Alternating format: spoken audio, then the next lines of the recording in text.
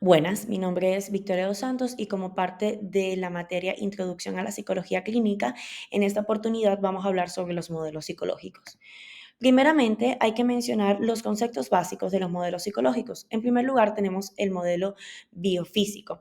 Así bien, como lo dice su palabra, se trata de el aspecto biológico y físico del ser humano. Esto quiere decir que defiende la idea de que cualquier trastorno mental o problema en el desarrollo de un individuo, hasta su propio bienestar, viene dado de factores biológicos, que estos pueden ser la genética, puede ser la anatomía o química del cerebro, de la médula, habla de las neuronas y cómo todos estos factores biológicos van a predisponer a una persona a sufrir o no de un trastorno. Luego tenemos el modelo psicodinámico. Más adelante vamos a ver quién fue el creador de este modelo, pero básicamente habla del inconsciente, de esos conflictos que tenemos en el inconsciente y cómo tienen una influencia significativa en el comportamiento, en las emociones, en la forma como pensamos, en cómo actuamos. Y aquí también comienza en este concepto de lo que es psicodinámico, aquellos aspectos que conocemos como el ello, el yo y el super yo. Luego tenemos el aprendizaje social. Básicamente, esa teoría trata de cómo las personas pueden aprender por medio de la observación y limitación de lo que hacen terceras personas. Y esta observación que se va a traducir en aprendizaje puede ser positivo o negativo, así como también hay un aprendizaje a través de las consecuencias que tenemos sobre nuestras propias acciones. Luego tenemos el modelo fenomenológico, que básicamente habla de la forma en cómo o defiende que la forma en cómo percibimos e interpretamos y vivimos nuestro entorno va a afectar nuestra conducta y nuestro comportamiento.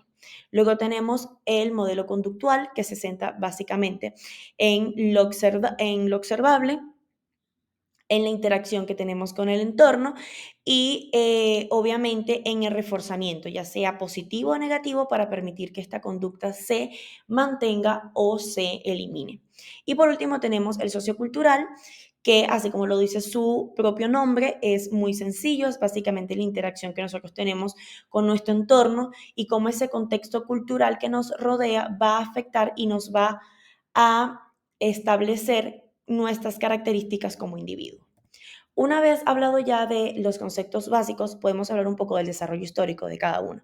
Primero, en el biofísico, hay que mencionar que comenzó en el siglo XIX, esto gracias a Wundt. Recordemos que él fue el primero en que inventó el laboratorio experimental de psicología.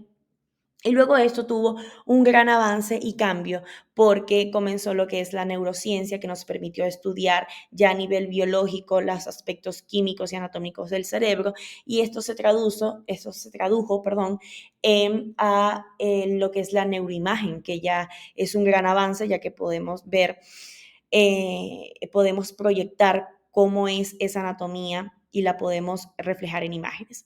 Luego tenemos lo psicodinámico. Ahora sí, lo psicodinámico fue creado por Sigmund Freud. Obviamente, gracias a él es lo que conocemos como psicoterapia, entendiéndose que lo psicodinámico ya queda un poco en el pasado, no se utiliza tanto porque no se pudo identificar que tenga sustento científico, pero aún así dejó marcada la historia de la psicología y conocemos, gracias a lo psicodinámico y gracias a Freud, lo que conocemos como terapia. Luego tenemos el aprendizaje social. Tuvo sus raíces en el siglo XX. Obviamente que hay que mencionar a Bandura y su experimento del muñeco bobo, cómo nosotros podemos, por medio de la observación, modificar nuestra conducta, ya sea para algo positivo, ya sea para algo negativo, o simplemente no hacer nada al respecto. El muñeco bobo, recordemos que fue hecho también con niños, y a medida de que vayan viendo la conducta de los adultos, ellos tuvieron una reacción diferente al muñeco, tuvieron una reacción agresiva, tuvieron una buena reacción o tuvieron una reacción donde no hicieron ningún tipo de movimiento. Luego tenemos lo fenomenológico. Básicamente comenzó también en el siglo XX por Edmund Husserl, pero recordemos que él no se aplicó tanto en la psicología, más sí en el concepto que se quiso decir. en cómo percibimos, analizamos y interpretamos el mundo. Obviamente, el enfoque a la experiencia subjetiva y esta comprensión profunda de lo que nos rodea, pues ha hecho una contribución valiosa en lo que conocemos como psicología hoy en día. Luego tenemos el modelo conductual. Aquí hay que mencionar, obviamente, a Watson y a Skinner, ya que ellos fueron los del condicionamiento operante, condicionamiento clásico y operante, también Pavlov, pero ellos son los más actuales. Y el tema de reforzamiento, ese reforzamiento puede ser positivo, puede ser negativo, y gracias al reforzamiento podemos eliminar una conducta o reforzarla. Aquí hay que recordar que en la parte conductual o este modelo psicológico se ha desarrollado y ahora se ha combinado con la parte cognitiva, y es lo que ahorita conocemos como terapia cognitivo-conductual, lo que es una de las ramas de la psicología más aplicadas a nivel mundial y la que tiene efectos o se puede ver sus resultados de forma más rápida. Y luego tenemos el sociocultural. Aquí hay que hablar de Vygotsky. Él defendía la idea de que el entorno y nuestro contexto cultural era lo que nos definía a nosotros como personas. Obviamente esto ha desarrollado, ya no lo vemos tan radical, pero sin duda podemos identificar con base científica de que ciertamente nuestro entorno afecta la parte emocional y la parte psicológica de un individuo. Luego tenemos los hallazgos experimentales. En los biofísicos ya lo hablamos anteriormente, básicamente lo que son las neuroimágenes, que ha ayudado mucho a entender cambios de estructura y funcionamiento del cerebro, desequilibrio en los neurotransmisores, la importancia de los neurotransmisores.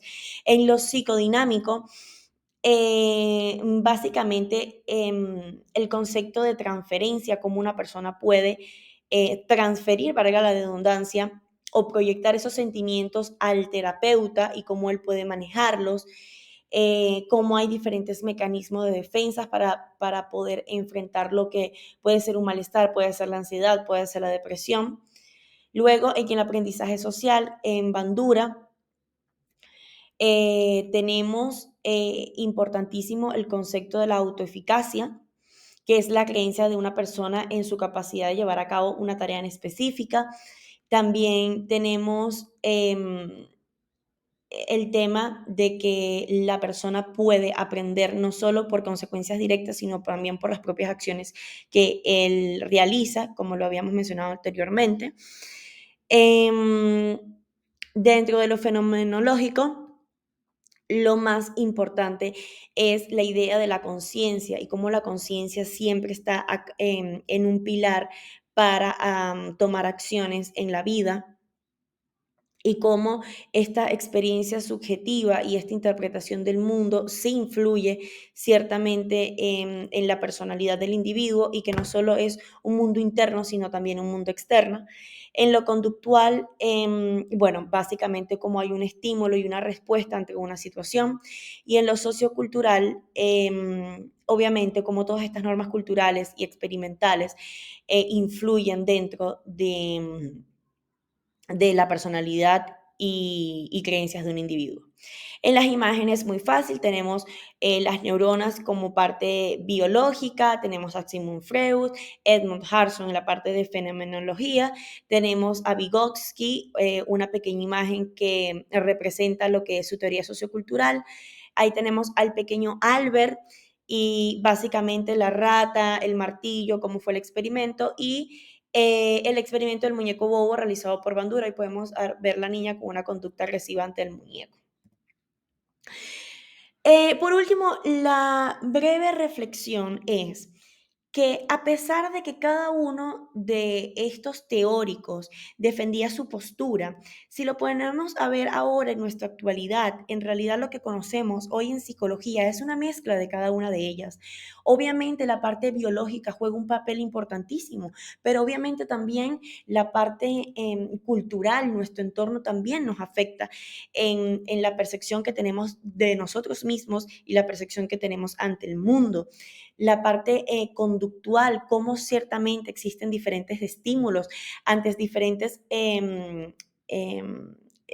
situaciones que tenemos que afrontar en la vida, cómo ciertamente un individuo puede aprender observando al otro. Entonces, sin duda, la psicología clínica y el concepto que tenemos hoy en día como psicología viene dada gracias a esa mezcla que ha tenido estos diferentes modelos y que gracias a su evolución hemos podido hoy crear una idea clara y un concepto basado en base científica sobre lo que es la psicología, sobre lo que es la salud mental y sobre lo que es el desarrollo del ser humano en la parte biológica, psicológica y social.